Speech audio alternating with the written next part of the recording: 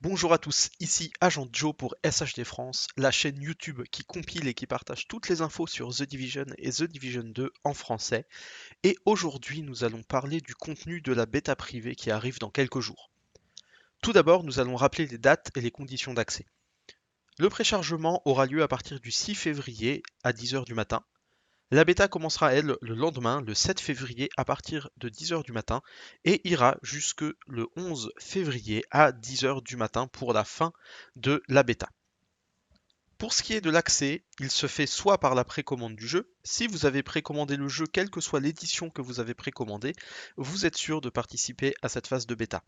Soit vous pouvez vous enregistrer sur le site, dont le lien sera dans la description de la vidéo, et vous aurez peut-être la chance d'être tiré au sort pour participer à cette bêta. Passons maintenant au contenu qui sera présenté dans cette bêta.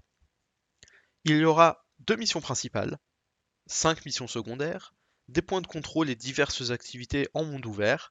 Il y aura également la Dark Zone côté Est, puisque comme vous le savez, il y a maintenant 3 Dark Zones et non plus une seule Dark Zone. Il y aura un mode de joueur contre joueur qui sera le mode escarmouche, qui existait déjà sur The Division. Il y aura des activités de type endgame, c'est-à-dire les activités une fois qu'on a atteint le niveau 30. Il y aura une mission qui s'appelle en anglais le Invited Mission. Alors est-ce que ce sont des incursions ou des légendaires? On n'a pas beaucoup plus d'informations pour l'instant. Il sera aussi possible de débloquer 3 spécialisations, le tireur d'élite, le survivaliste et le démolisseur. Et enfin, eh bien, nous pourrons découvrir et améliorer un camp de réfugiés. Mais voyons plus en détail chacun de ces points. Tout d'abord, nous aurons la possibilité de créer un personnage que l'on ne pourra pas supprimer pour en recréer un autre. La création, la personnalisation se fera à partir de modèles qui sont prédéfinis et nous pourrons aller jusqu'au niveau 7 maximum.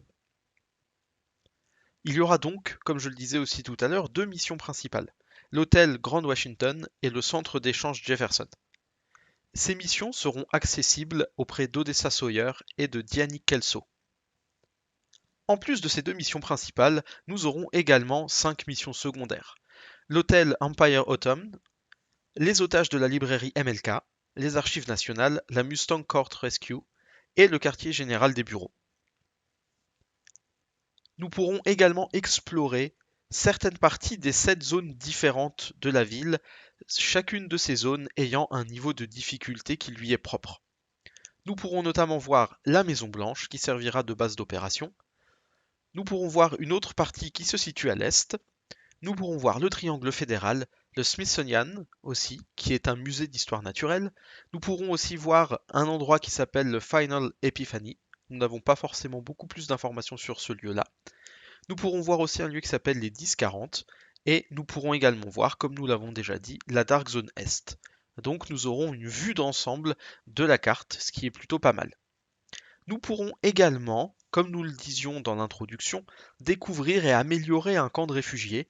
Nous n'avons pas vraiment beaucoup plus d'informations puisque c'est la première fois qu'on nous fait part de cette mécanique de jeu dans The Division 2. Du coup, nous n'avons pas beaucoup plus de choses à en dire, mais en tout cas, on peut voir dans le trailer que la colonie évolue, et ça c'est vraiment intéressant parce que c'était une mécanique qui n'existait pas dans le premier The Division et qui manquait peut-être un peu parce qu'on n'avait pas l'impression que nos actions avaient une répercussion directe sur l'environnement du jeu, et là il semblerait que, au travers de ce qu'on va faire, eh bien il y ait une répercussion sur les colonies de personnes qui se sont réfugiées. Concernant la Dark Zone à l'est, eh bien cela nous permettra de découvrir une nouvelle Dark Zone ainsi que les nouvelles mécaniques des renégats. La Dark Zone à l'est est la plus grande des 3 Dark Zones que nous offrira The Division 2. Nous pourrons découvrir, comme nous le disions, les nouvelles mécaniques de renégats, puisque vous savez sans doute qu'aujourd'hui, il y a 3 niveaux de renégats différents.